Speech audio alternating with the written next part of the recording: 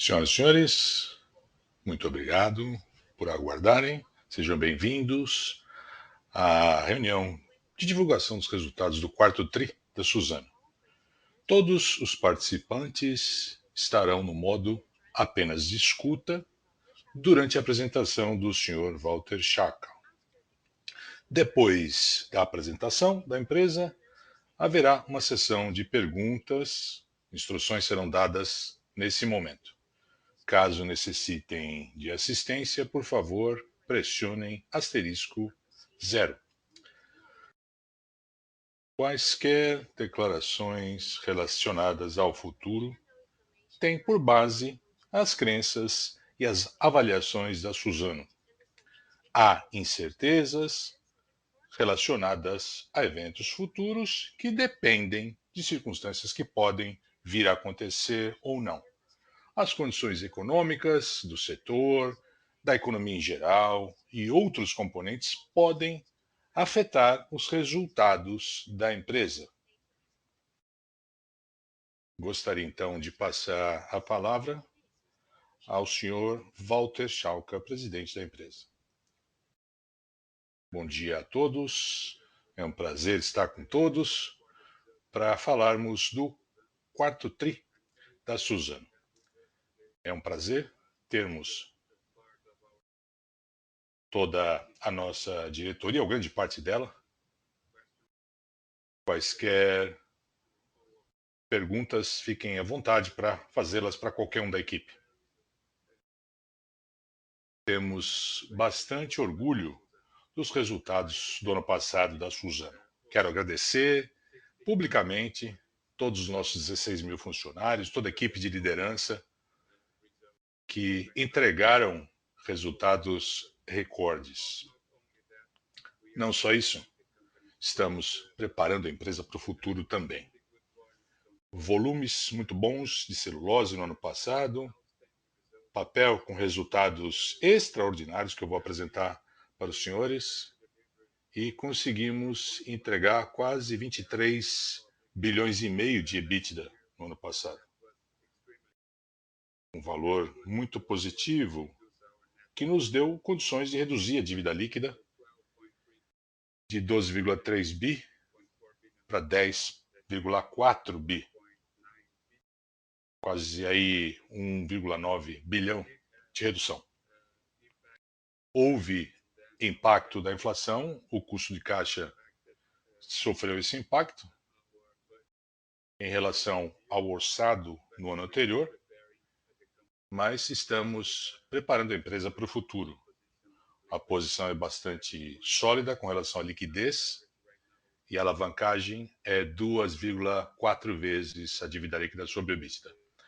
Mais importante ainda do que o resultado obtido no ano passado é que estamos preparando a empresa para os próximos anos. Como os senhores sabem, são 5 avenidas estratégicas e estamos buscando todas elas. Estruturalmente, continuamos a reduzir o nosso custo para os próximos anos, fazendo um retrofit em algumas das nossas usinas, as nossas unidades fabris, o projeto Cerrado também, desenvolvimentos muito importantes na questão florestal, na área florestal também, reduzindo esse custo aí da floresta para a fábrica. Continuamos a manter nossa relevância no mercado do celulose, com o novo projeto Cerrado. O Aires vai falar sobre esse projeto. Continuamos a ter a integração vertical, fazendo parte da nossa estratégia. O mercado de fluff tem tido um desempenho muito bom.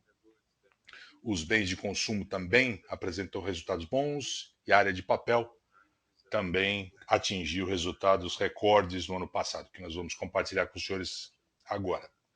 A nossa percepção, a gente vem trabalhando com essas probabilidades, com essas possibilidades que são essenciais para a empresa e descobrindo novos mercados para o futuro, oferecendo novas oportunidades, por exemplo, a Spinova, que o ano passado teve o seu IPO, com a abertura de capital, uma aceitação muito boa do mercado. E continuamos a desempenhar um papel muito importante com relação à sustentabilidade para o futuro e os mercados de carbono se tornarão ainda mais importantes no futuro. Passo a palavra para a Cristina, que vai apresentar a nossa visão de ESG no ano passado e também para os próximos anos. Bom dia a todos. 2021 foi um ano de continuidade. Na área ambiental, somos pioneiros na preservação da natureza. Estabelecemos metas de biodiversidade, somos a única empresa com uma meta dessa natureza.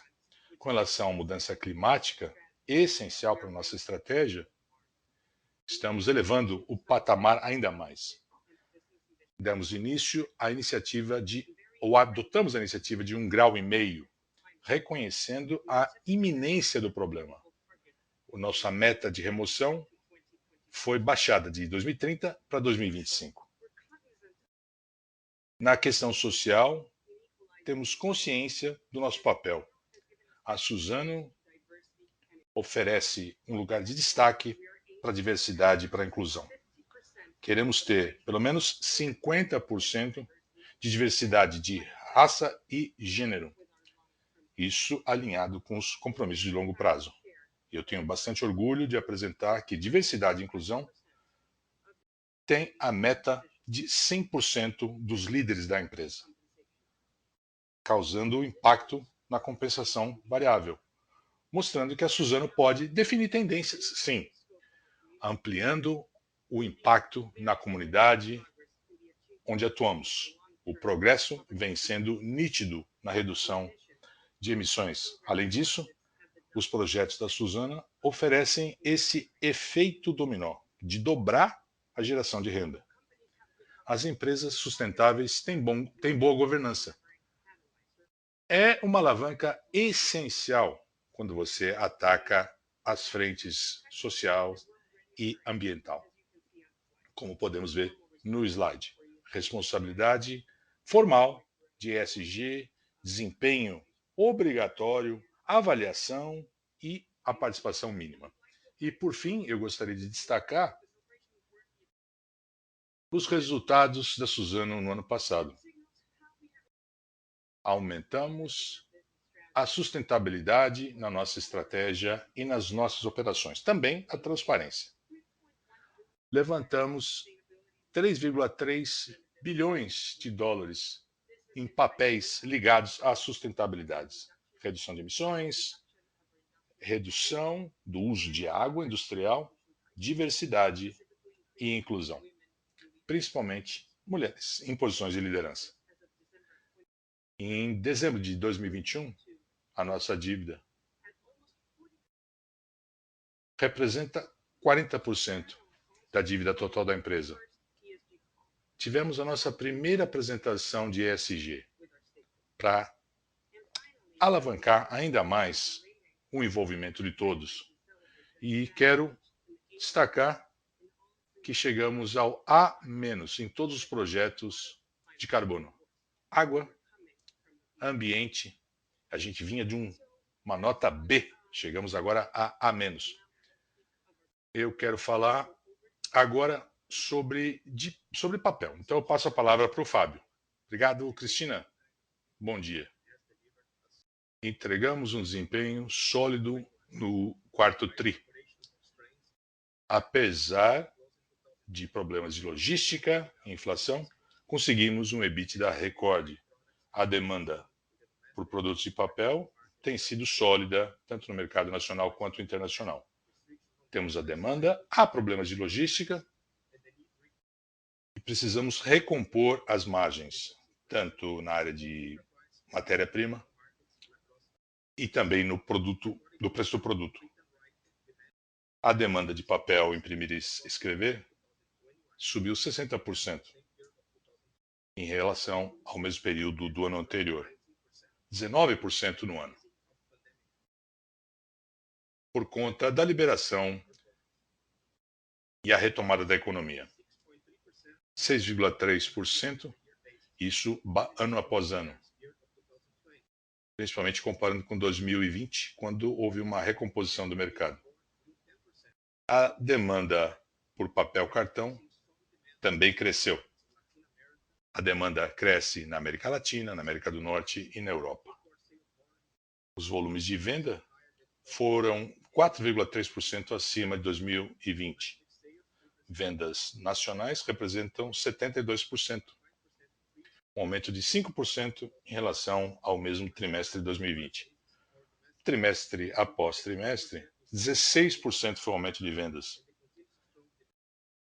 continuando essa demanda do papel de embalagem. 4% acima do preço de 2021, do terceiro TRI. Durante esse período, a Suzana apresentou ou conseguiu implementar o aumento de preços. E anunciamos também novos preços no quarto TRI, que serão implementados nos próximos meses. Como resultado desse maior volume, a estabilidade operacional, o EBITDA chegou a um recorde, 552 milhões no trimestre, um aumento de 35% em relação ao quarto TRI 2020 e um aumento de 44% ano após ano. No futuro, os desafios continuam minimizar a pressão da inflação e continuar a enfrentar o problema de logística. Estamos também solidificando a nossa estratégia de chegada ao mercado, atingindo mais mercados com plataformas de e-commerce, representando 24% e 64% quando consideramos os clientes grandes ou pequenos e médios. As vendas de novos produtos cresceram 10 vezes quando comparamos ao ano completo de 2020, alinhado com a nossa estratégia para ampliar esses mercados e oferecer soluções mais sustentáveis de embalagem para clientes e usuários. Passo a palavra para o Léo, que vai falar sobre os resultados de celulose. Obrigado, Fábio. Bom dia a todos. Página 6, por gentileza. Os resultados de celulose. No quarto TRI, tivemos vendas robustas, apesar dos problemas de logística. A realização de preço, aliado a um bom desempenho de vendas, fizeram com que chegássemos a um EBITDA recorde. No gráfico superior, 2,7 milhões de toneladas no quarto TRI, excedendo os volumes de terceiro TRI e do quarto TRI 2020. O trabalho das nossas equipes de vendas foi determinante para esse aumento de vendas e, ao mesmo tempo, mantendo o nível de serviço aos clientes, apesar dos problemas de estoque e de logística. O quarto TRI foi marcado por uma restrição por conta de não só as restrições de oferta de produção e estoques baixos, mas também por conta da demanda de celulose, que superou as nossas expectativas, tanto na Europa quanto na América do Norte e também na China. A demanda por celulose hard subiu também, fazendo com que os níveis de estoque chegassem a valores confortáveis. Os custos de manufatura e produtores de celulose no mundo todo, gerando uma pressão ainda maior para esses produtores, favorecendo essa subida de preços, como vemos na China. Segundo a Associação de Celulose da Europa, os estoques chegaram a 1,1 milhão de toneladas, 20% abaixo do trimestre anterior e menos de 20%, ou mais de 20% abaixo dos valores históricos, afetando os produtores de celulose e papel. Na China, segundo a consultoria CSI, os estoques chegaram a 1,6 milhões de toneladas, uma redução de 15% em relação a novembro. Quase 300 mil toneladas a menos num trimestre só, e 12% de redução em relação ao terceiro TRI de 21. Preço médio de exportação chegou a $630 por tonelada, uma redução de 6% em relação ao preço do terceiro TRI. Uma associação de preços estáveis na Europa e nos Estados Unidos, preços menores na Ásia também nesse trimestre. A desvalorização cambial trouxe um efeito no preço em reais, aumentando em 3% no trimestre. O preço consolidado de $630, 13% acima em dólar. O desempenho de EBITDA, chegamos a um recorde. O número chegou a 21,4 bilhões de reais, margem de 62%, por conta de um aumento de preço, câmbio e a redução de preço de custo de produção. Vamos observar o seguinte agora. Ao analisar as estatísticas de exportação para exportação de celulose em 2021, podemos observar que as exportações para a China caíram quase 800 mil toneladas no ano, redirecionado para o mercado europeu. Grande parte dessa redução aconteceu no terceiro e quarto tris. O impacto ainda não está totalmente refletido na disponibilidade de celulose na China. Há concentração de manutenção no terceiro TRI, que acabou prejudicando a produção, impactando também na produção de matérias-primas, e esses resultados superarão mais de 1 milhão de toneladas num trimestre só. As diferenças de preço em diferentes regiões do mundo, esse choque de oferta vai continuar impactando a China. Essas diferenças de preço que ajudam a celulose fluff deve realmente afetar de maneira substancial esse setor. Teremos a intensificação por conta da logística afetada. Teremos condições favoráveis nos próximos meses. E isto posto, passo a palavra para o Aires para falar do nosso desempenho de caixa no quarto TRI. Obrigado, Léo. Bom dia a todos. No slide 7, desempenho de caixa. Tanto no TRI após TRI e no ano após ano, continuamos a ter impacto da inflação na commodities, que afeta os custos de insumos, madeira, floresta e também na área de transportes. Alguns produtos químicos e o aço ainda afetam o nosso desempenho. Como podemos observar, o impacto das commodities representaram 86% da pressão de custo de caixa no último TRI e mais de 6% do desempenho de 2021. Vale mencionar que o aumento de 5% do custo do caixa está alinhado com nossa previsão. A nossa estratégia no mercado de energia, por conta da crise hídrica, acabou gerando um benefício maior com relação ao custo do caixa, em relação ao trimestre anterior, contrabalanceando aí os problemas já mencionados. No próximo TRI, o impacto da commodity continua a representar um desafio. Preços recordes desde 2014, acabando por impactar o custo de combustíveis. Devemos ter aí um aumento, um dígito alto, ou então 2 dígitos baixos, chegando ao seu pico máximo em 2022.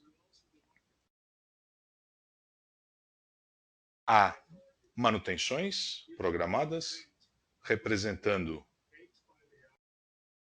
um impacto de R$ 85 por tonelada.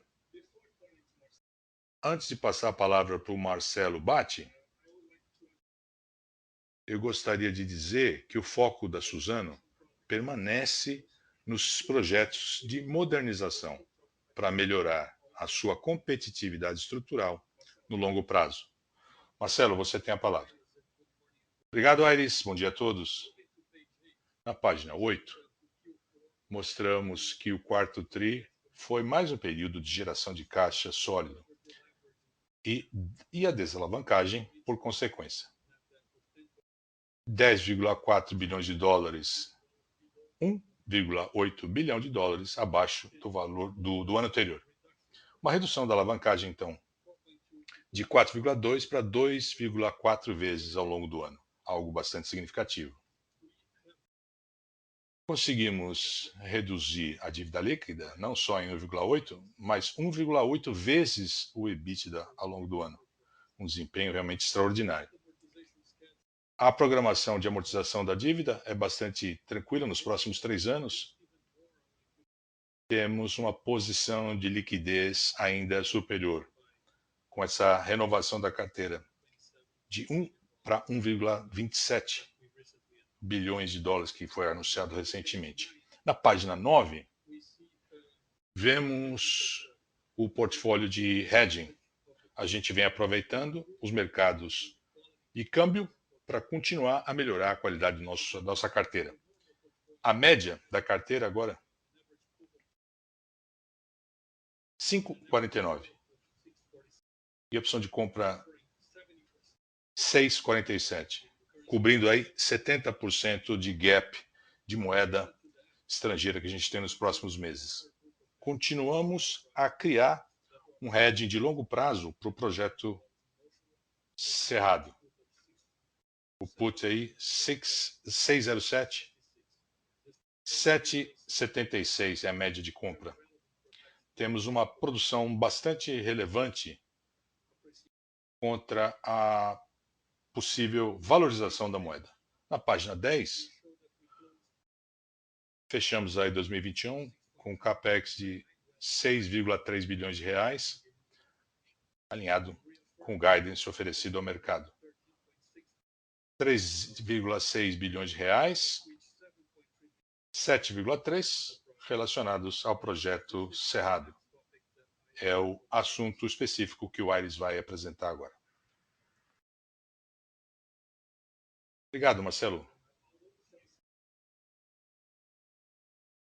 Apesar de um cenário adverso e problemas de oferta, o projeto Cerrado vem seguindo a sua programação.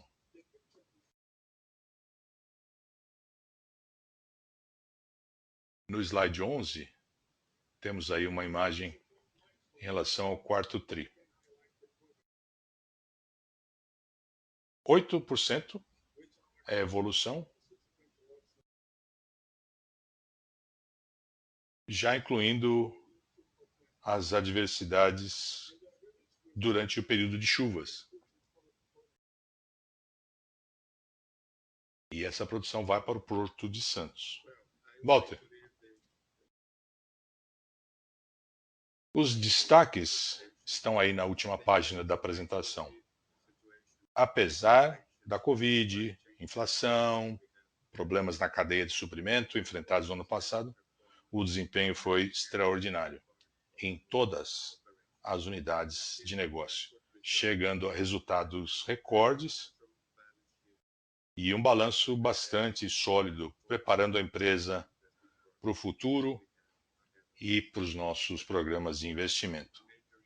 Mas também tivemos uma melhoria muito grande em ESG, um avanço significativo na criação de valor para os acionistas. Lembrando que a conversão para patrimônio foi de 1,8 bilhão de dólares, ou seja, quase 1,5 dólar por ação na dívida por patrimônio.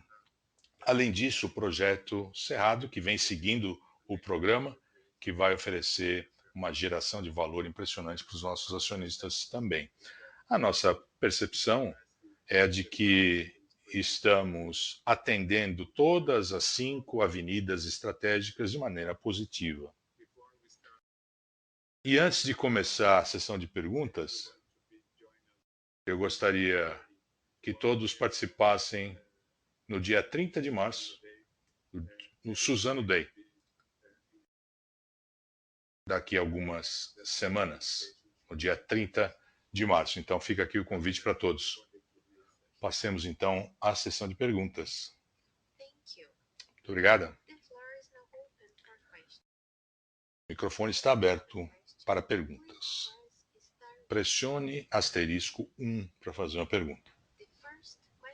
A primeira pergunta vem do senhor Rafael Barcelos, do Santander.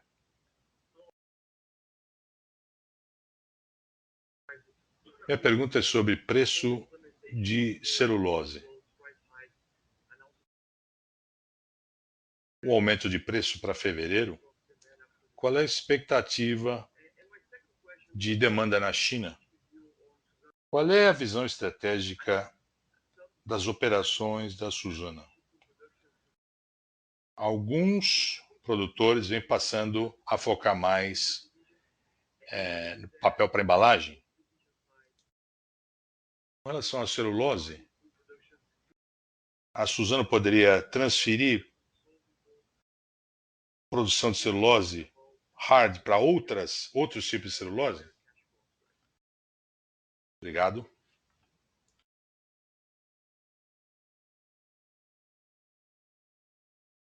Obrigado. Eu vou falar primeiro sobre preço de celulose.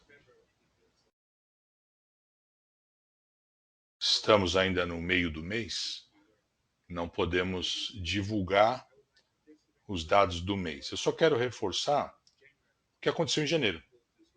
O mês já foi fechado, claro. Mantivemos preços estáveis na América do Norte, nas Américas e na Europa. Na China, aumentamos o preço em $30, sem descontos. Para fevereiro, haverá aumento de $50 para todo o mercado asiático, 30 na Europa, 40 na América do Norte. Estamos bastante confiantes na implementação bem-sucedida, por conta daquele cenário que eu descrevi na minha apresentação. Com relação à demanda na China, depois do Ano Novo Chinês, a nossa opinião é a seguinte: é um ano importante para a demanda de papel, muitas atividades, a volta às aulas, etc., que demandam mais papel. Os estoques estão caindo. Não temos os números ainda de janeiro, mas em dezembro, na China, 6% abaixo do trimestre anterior, tanto para papel quanto para celulose. Os nossos clientes vêm dizendo que a demanda a jusante vem sendo positiva e a abertura de outras economias no Sudeste Asiático devem sustentar esse aumento de demanda chinês. Isso já vem acontecendo na China, tanto papel cartão e também indiretamente para produtos acabados via China. E observamos, só para recapitular, todas as consultorias detectam uma demanda na China, 4% para tissue e também para os outros tipos de papel. Muito obrigado, Rafael. Vou responder a segunda parte da sua pergunta com relação ao negócio de papel no futuro e a conversão de máquinas. Acreditamos que o mercado de papel, imprimir e escrever vai continuar tendo uma queda nos próximos anos, o que vai gerar um desequilíbrio. Agora o mercado está bastante restrito, mercado global, por conta de muitas conversões e melhorias também na demanda. Estamos muito satisfeitos de saber que o mercado está tão bem assim. Estamos atendendo os nossos clientes, honrando os contratos. Por outro lado, não estamos pensando em converter nenhuma usina, nenhuma fábrica para outros tipos de papel. A gente vem crescendo no mercado de fluff, o resultado é bastante satisfatório, e eu gostaria de relembrá-los que 12 anos atrás o projeto Fluff era só uma apresentação em PowerPoint, né? e agora o desempenho é realmente muito bom. Estamos trabalhando a capacidade plena. Vários clientes em todos os continentes são atendidos. Grandes clientes, então, passando para fibra curta ou então associando as duas fibras, o que é algo positivo. Estamos discutindo internamente quais seriam os próximos passos com relação ao mercado fluff. Muito obrigado. Ótimo, obrigado.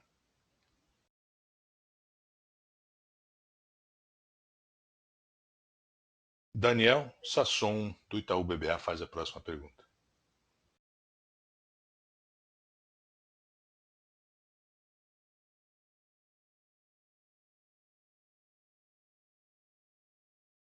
Os senhores têm alguma informação com relação aos créditos de carbono?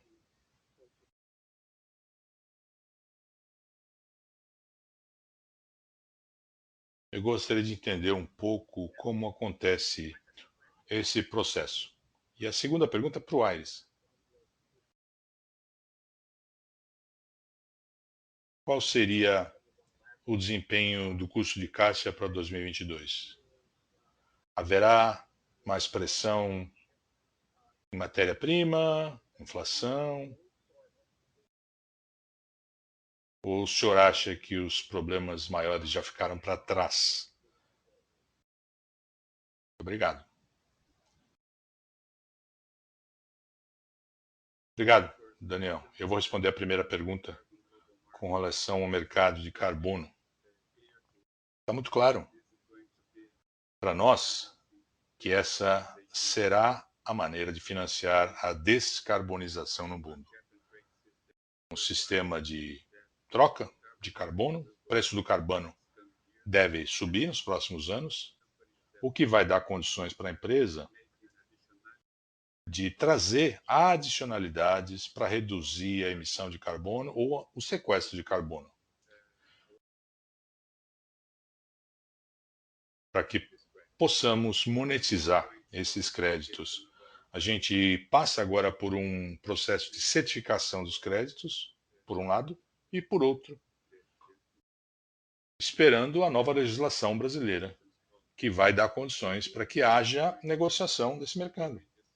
Acreditamos que a conclusão acontecerá neste ano, criando novas oportunidades para os nossos acionistas monetizarem esse valor muito importante nos créditos de carbono nos próximos anos. Passo a palavra então para o Aires agora. Obrigado.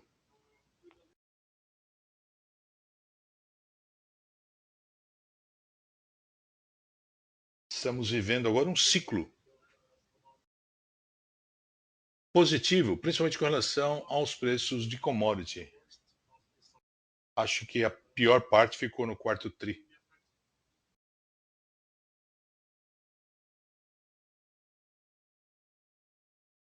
Tivemos os níveis mais altos nos últimos 10 anos, um grande número de paradas programadas. E acho que depois do primeiro tri, principalmente com relação a combustíveis, deveremos ver alguma redução que deverá trazer os custos de caixa a níveis normais, lentamente, mas de maneira contínua até o fim do ano. Muito obrigado.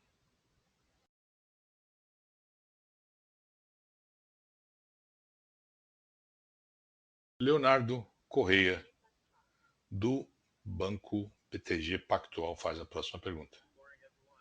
Bom dia. Eu quero falar sobre o supply, né, sobre oferta. Parece que há diferentes expectativas. Tem gente que acha que haverá uma super demanda, ou super oferta, perdão. Há vários pontos, várias análises que corroboram essa linha de pensamento.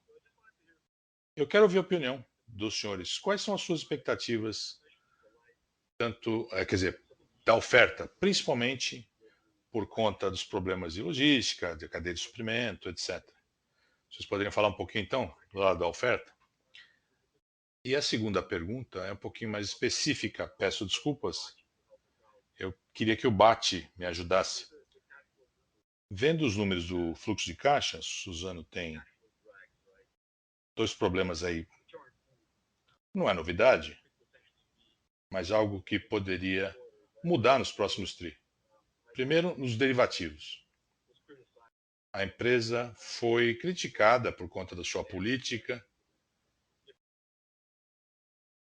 por conta das diferenças de moeda. O real pode até se valorizar, um diferencial de taxa de juros importante entre o Brasil e fora. Qual é a sua opinião com relação às despesas desses derivativos aí nos próximos trimestres? E eu estou falando de locações, de leases. Esse número também vem crescendo nos últimos tris. Eu queria ouvir a sua opinião com relação a esse quesito aí. Muito obrigado. Bom dia, Léo. Obrigado pela pergunta. Eu vou falar então sobre a oferta. No curto prazo, ESG bastante restrito, né? Mas quando você pensa no ano todo, 2022, que acho que é a sua pergunta, fica claro que precisaremos acompanhar essa dinâmica, as questões fundamentais e ajustar. Mas eu quero destacar dois pontos. Primeiro, todos os atrasos de projetos que foram anunciados são favoráveis. Quando você coloca isso, as restrições de logística, veremos um tempo menor para você chegar com celulose no mercado. Será um processo mais gradual, mais equilibrado. Quando você adiciona todos os aumentos de preço, todas as paradas programadas, algumas relacionadas à oferta, vão impactar matéria-prima dos produtores de celulose.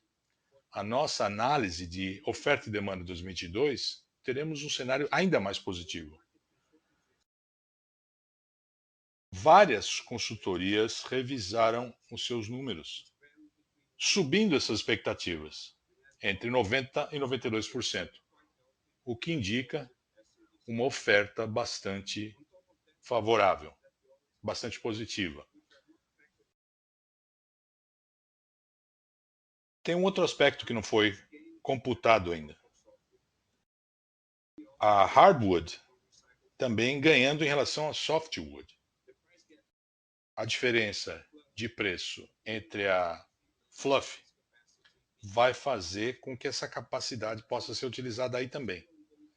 E por fim, outros projetos vêm desenvolvendo alternativas sustentáveis para substituir plástico, o que aumenta a demanda por hardwood e também por celulose. É o Marcelo aqui. Com relação aos derivativos, temos uma política que é bem conhecida pelo mercado, é o que a gente vem aplicando consistentemente ao longo dos anos. 4 bilhões de dólares de hedge de cash flow, né, de fluxo de caixa, cobrindo os 18 meses subsequentes, o que nos protege muito bem contra eventuais valorizações da moeda. Não apostamos em moeda. Aplicamos a política com constância. Se o real continuar a se valorizar, teremos uma proteção razoável, porque no final das contas, uma moeda mais valorizada é negativa para a empresa. E a função da carteira de hedging é justamente oferecer essa proteção, que sempre vai ser parcial. Com relação aos leasings, as locações, o valor vem subindo por dois motivos. Primeiro, estamos aumentando o tamanho da nossa base florestal, e grande parte em área arrendada, e aumentando também o número de embarcações que arrendamos para uso no longo prazo. São embarcações dedicadas, melhorando a qualidade da operação na área florestal e na área também de transporte. E, claro, o custo é contabilizado como arrendamento, como locação. Por isso aumenta ao longo do tempo. Perfeito, obrigado.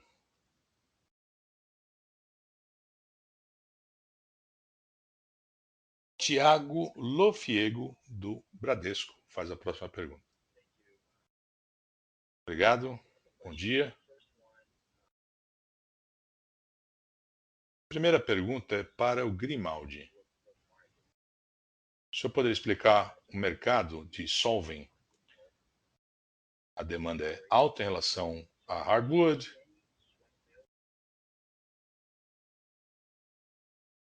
Você acha que alguma usina pode ser transformada para celulose desse tipo? E a Bracell? Será que eles vão colocar também essa celulose? A outra pergunta é com relação ao BAT. Contas a receber, bem alto, né? Um número no quarto TRI. Teremos uma reversão agora no primeiro TRI, primeiro semestre? Obrigado. Bom dia, Tiago. Com relação ao dissolving,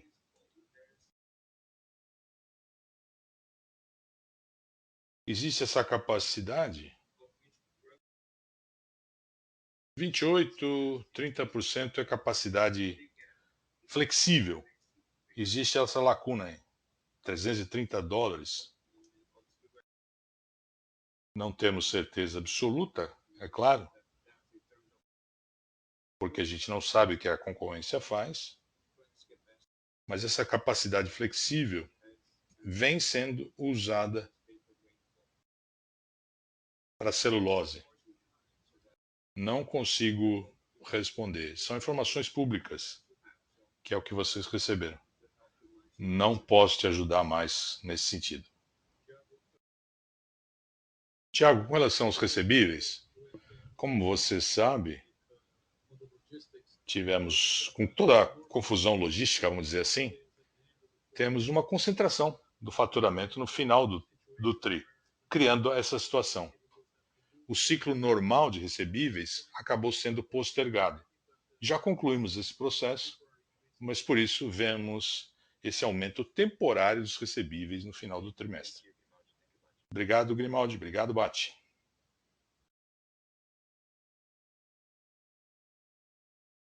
Carlos de Alba, do Morgan Stanley, faz a próxima pergunta.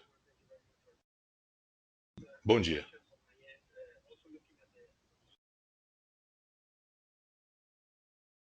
As despesas fixas aumentaram também, SG&A? Tivemos aí valores recordes. Qual é a expectativa, então?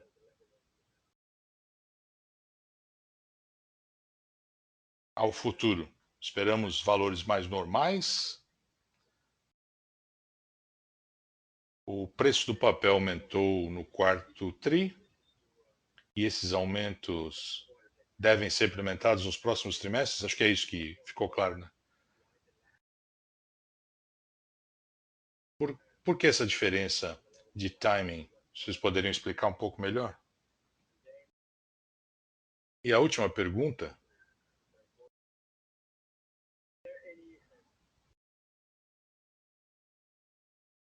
é possível detectar a concentração de CAPEX em algum trimestre do ano? Obrigado.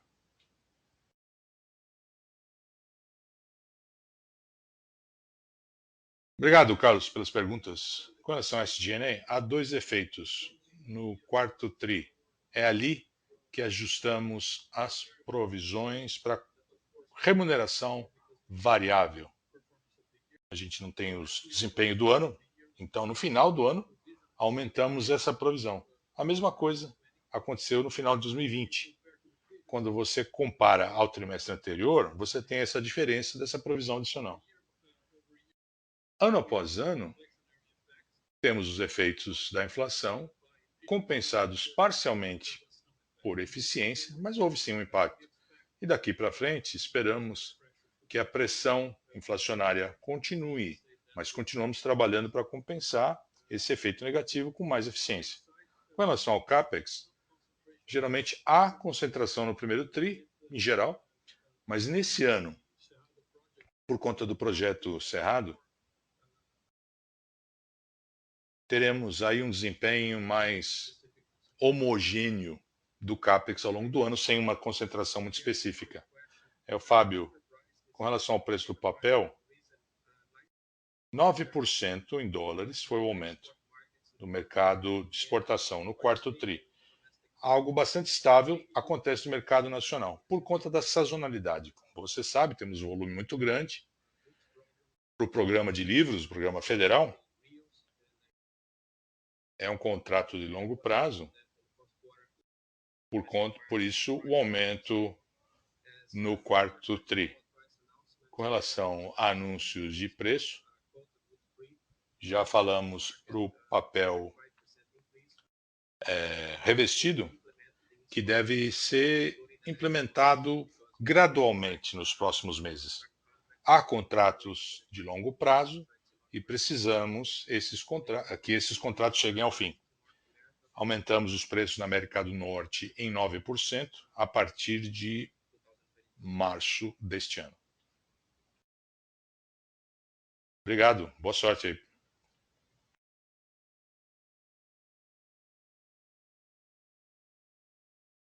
Márcio Farid, do Goldman Sachs, faz a próxima pergunta.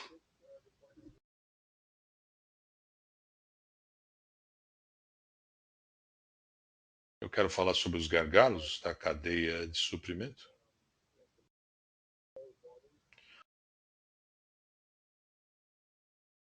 Principalmente por conta de volumes substanciais, especialmente no período difícil. Isso deve continuar nos próximos trimestres? Haverá algum tipo de melhoria na cadeia de suprimento?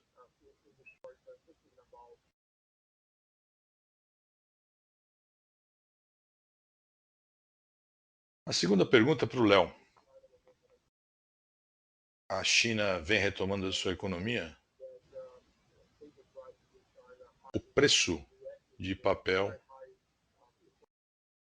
está bem alto. Mas e a questão de produtos químicos, logística?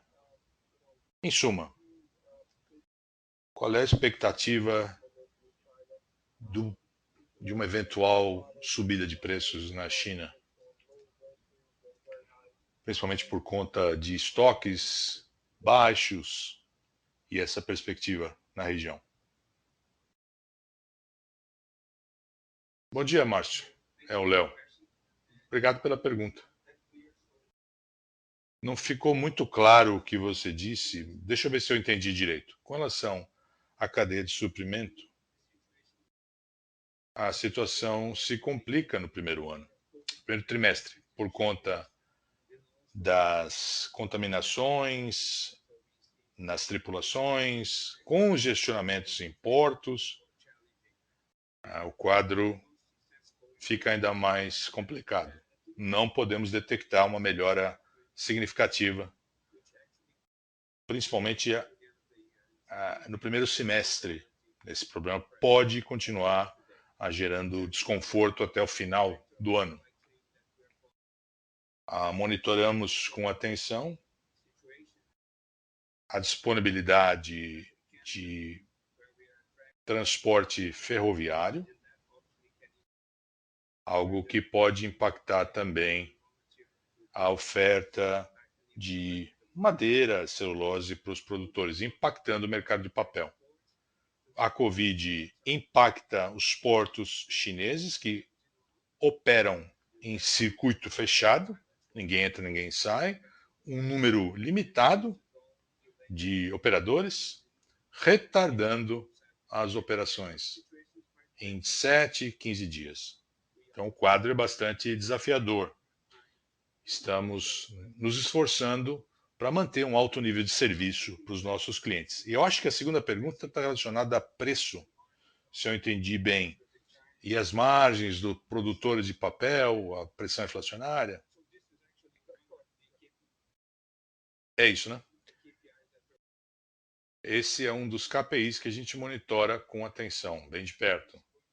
Aumentos de preço aconteceram no final do ano passado, isso antes do Ano Novo Chinês. E as nossas fontes, um aumento de 200 RMB.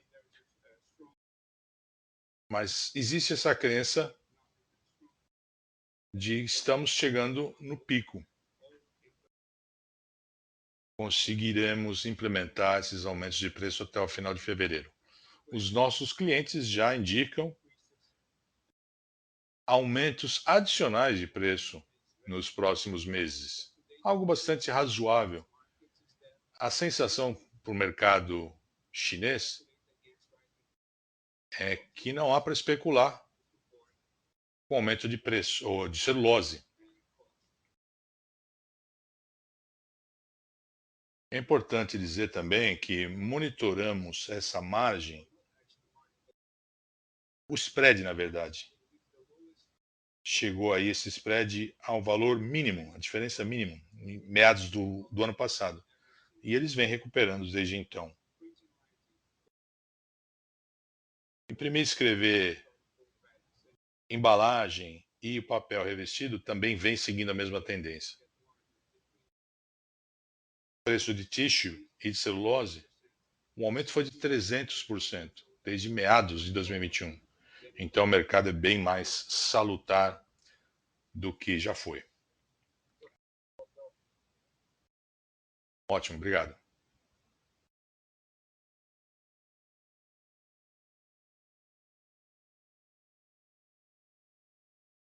Caio Ribeiro, do Bank of America, faz a próxima pergunta. Bom dia.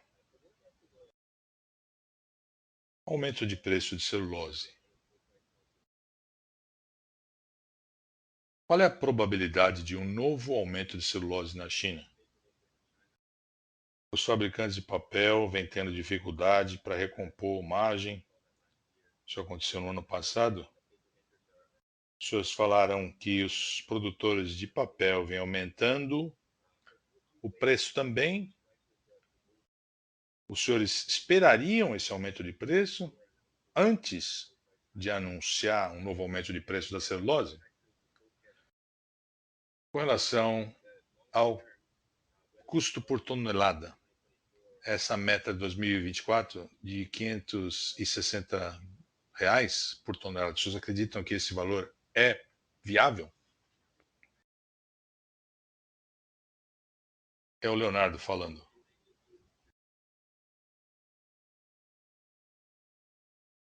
Claro que eu não posso detalhar preços futuros, porque isso impacta a nossa estratégia comercial. Mas o que eu posso afirmar é que no curto prazo, pelo menos nos próximos meses, há sim um ambiente favorável. O preço de revenda e os preços que os produtores chineses e asiáticos vêm definindo no mercado, existe uma diferença de mais de US$ 100, o que indica o que pode vir a acontecer. Com relação a clientes de papel recompondo margens, como eu disse anteriormente, essa é uma das variáveis importantíssimas que acompanhamos. Não posso dar mais detalhes, porque isso faz parte da nossa estratégia comercial e como regulamos níveis e valores também.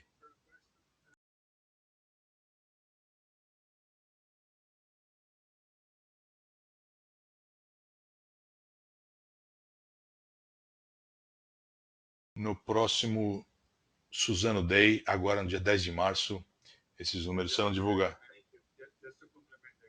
Só para complementar a resposta, é importante trabalhar na redução de custo no longo prazo, com várias ações, reformas, retrofits, ampliando a nossa base florestal, trazendo-as mais perto das usinas, possibilitando custo menor no futuro.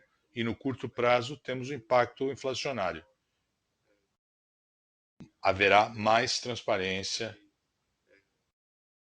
no dia 30 de março, que é o Suzano Day. Ficou claríssimo. Obrigado.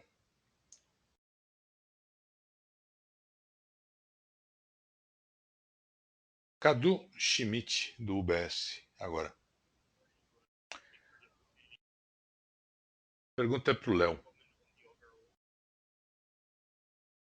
Qual é o nível de estoque de celulose?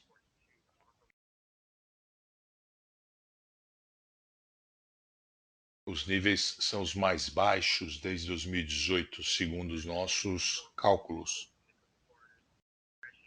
Qual é a perspectiva nos próximos trimestres? Obrigado. Obrigado, Cadu. Obrigado. Foi a única pergunta que fizeram para mim. Só para relembrar o que eu falei. É informação pública. Os níveis europeus estão baixos no final do ano, segundo a associação Europulp, e achamos que está a nível inferior ao ideal, principalmente por conta da logística, as dificuldades logísticas. E também a questão da logística interna no mercado. Uma informação adicional que vai aprimorar minha resposta. Haverá, ou deveria haver, ainda mais reduções em janeiro. Estão acompanhando esses níveis, o que está acontecendo nos portos italianos, e a expectativa é de uma redução de 6% adicional no final de janeiro, assim que esses números forem divulgados. Uma redução ainda maior. Na China, um estoque de 1,6 milhão de toneladas, o relatório agora é oficial, e houve uma redução ainda maior de 5% em janeiro. 100 mil toneladas menos. Chegaram aí a 1,5 milhão de toneladas. A gente vem monitorando o que está acontecendo nos portos, na China, e não há muitas embarcações chegando, não. Com relação à redução de exportações também da América do Sul. A nossa expectativa, a nossa previsão é que todo esse cenário de oferta vai estar tão restrita que os estoques permanecerão baixos ou ainda mais baixos, pelo menos nos próximos meses. Com toda a capacidade adicional de cartão, tissue e papel, o nível saudável de estoque deveria ser 2 milhões, não 1,5 milhão de toneladas, o que faz com que o mercado fique bastante restrito.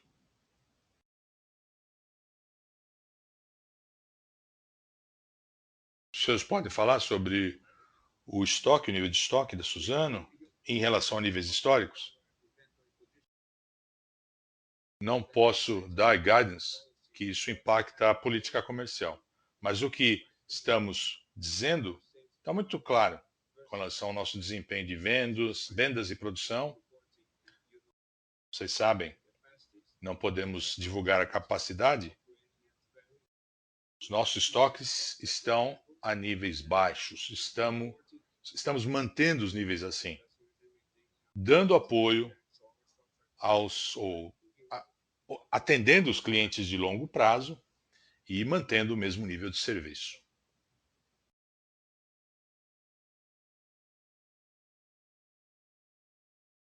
Como não há mais perguntas, passo a palavra ao presidente da empresa para suas considerações finais. Sr. Walter Schalka, por gentileza.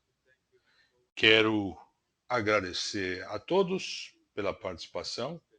Foi uma conversa bastante interessante e eu gostaria de destacar para os senhores a nossa visão de futuro. Estamos impactando não só os 2 bilhões de clientes que atendemos com os nossos produtos, mas também a sociedade como um todo.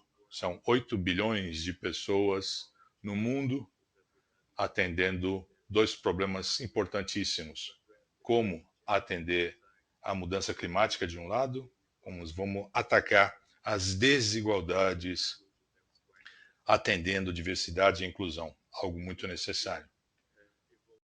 Tenho satisfação de anunciar que os números vêm melhorando e essas informações serão disponibilizadas no momento adequado.